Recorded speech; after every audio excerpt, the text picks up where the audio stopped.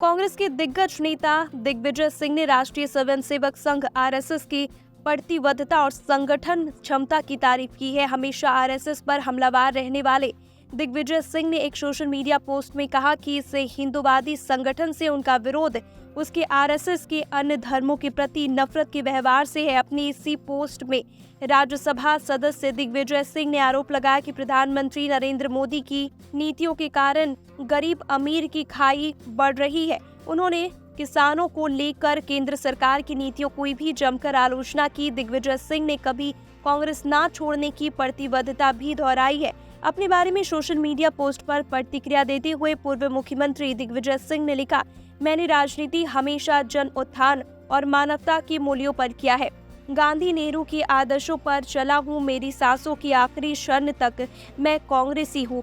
मेरा विरोध राष्ट्रीय स्वयंसेवक संघ आरएसएस से उनके अन्य धर्मों के प्रति नफरत के व्यवहार से है। हालांकि उनकी संगठन क्षमता एवं प्रतिबद्धता का प्रशंसक ही मैं हूं, लेकिन यह देश नफरत के विचार से विश्व गुरु नहीं बनेगा। उन्होंने आगे लिखा कि इसके लिए राहुल गांधी के मोहब्बत के विचार नफरत छोड़ो भारत जोड़ो का रास्ता ही सही साबित होगा। इस समय हम अपने देश में अमीर गरीब की एक विशाल होती खाई को देख रहे हैं। चुनाव के समय बकौल नरेंद्र मोदी जी की रेवड़ी बांटकर गरीबों का भला नहीं होता और फिर वही रास्ता कुछ टुकड़े देकर मसीहा बनने की राजनीति, चंद अरबपतियों का नाम फोर्ब्स सूची में शामिल कराने की होड़। कांग्रेस नेता दिग्विजय सिंह ने लिखा, मोदी सरकार की इन पैरवियों से अमीर गरीब की दूरी बढ़ रही है, परिवार की बचत समाप्त हो रही है, महंगाई से इस दौर में लोग उर्गे हो रहे हैं। क्या इससे समाज में तनाव नहीं बढ़ रहा?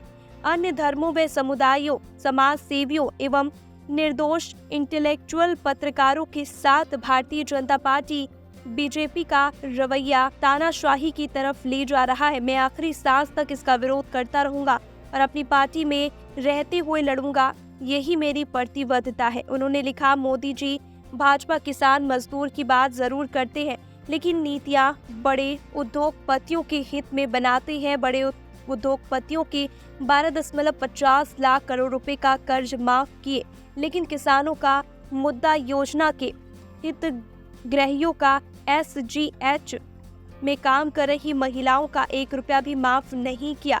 किसानों के साथ वादा खिलाफी, मजदूरों के हित के 44 किसान समाप्त कर 4 लेबर कोड बिना मजदूरों की सहमति के बनाकर अन्याय किया है।